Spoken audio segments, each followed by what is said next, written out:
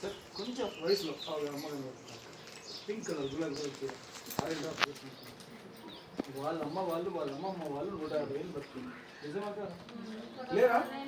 లేరా మన అమ్మ వాళ్ళు కొంచెం అంతో ఇంతో 1 నెల దాకా ఉన్నోళ్ళు కూడా ఉన్నారు. మరి మనం అప్పటిదాకా పోతామా? మంచి ఫుడ్ తిన్నారమ్మా, కల్తీ లేని ఫుడ్ తిన్నారు. అప్పుడు చెర్ల మట్టి గంగ నీళ్ళతో చెర్ల నీళ్ళతో పండించింది. ఇప్పుడు ప్రతిదీ కూడా పొల్యూషన్ అయిపోయింది. నిజమా కదా?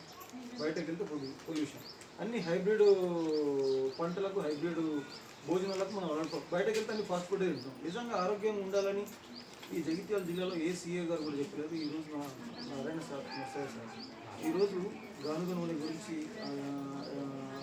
అన్ని ఇప్ప నూనె, పొద్దుతిరుగుడు తైలము, ఆవ తైలము, బాదం తైలము, ఆముదం తైలం, నిజంగా ఇవన్నీ నేచురల్ ఫుడ్ అమ్మా. ఇవి ఖచ్చితంగా ఒక 6 నెలలు రెగ్యులర్గా వాడితే తాగుకున్న గోడు అవసరం ఉండదమ్మా. కానీ మనం చెప్పింటామా, ఏమా సీఏకి ఏం పనిలేదు, మాకు ఇంకొక తండ్రి పెడుతున్నాం. అక్కలు కొంతమంది ఉంటారు, మాకు తప్పనుకోవద్దు. మంచి మాట చెప్తే ఎవరు నమ్మరమ్మా. చెడు కూర అంటే వాళ్ళు ఖచ్చితంగా చెప్తారు. ఇది నిజం. మరి ఇవి మందులు మరి మేము అమ్ముకోవడానికి వచ్చినామా? మేము అమ్ముకోవడానికి రాలేదమ్మా. నాకు ఒక మనిషి సగటు ఈ కాలంలో ఒక కుటుంబం జీవించడానికి ఒక 10,000 20,000 వెళ్ళిపోతాం. జనరల్గా అనుకుందాం, చిన్న కుటుంబం ఒక 10-15,000 వెళ్ళిపోతుంది కదమ్మా. నేను ఎలా ఒక 10 బాటలు అమ్ముకున్నా నేను ఈజీగా బ్రతకగలుగుతాను. మరి నేను ఈ జిల్లా మొత్తం ఎందుకు తిరుగుతున్నానంటే ఈ సంస్థను స్టార్ట్ చేసినటువంటి గొప్ప మనసున్నటువంటి మహానుభావురాలు ఆలపల్లి మానసమ్మ శ్రీమతి. ఆవిడ ఏమన్నదంటే, నా తోటి ఆడపడుచులందరికీ కూడా ఒక సంపూర్ణ ఆరోగ్యాన్ని ఇవ్వాలి.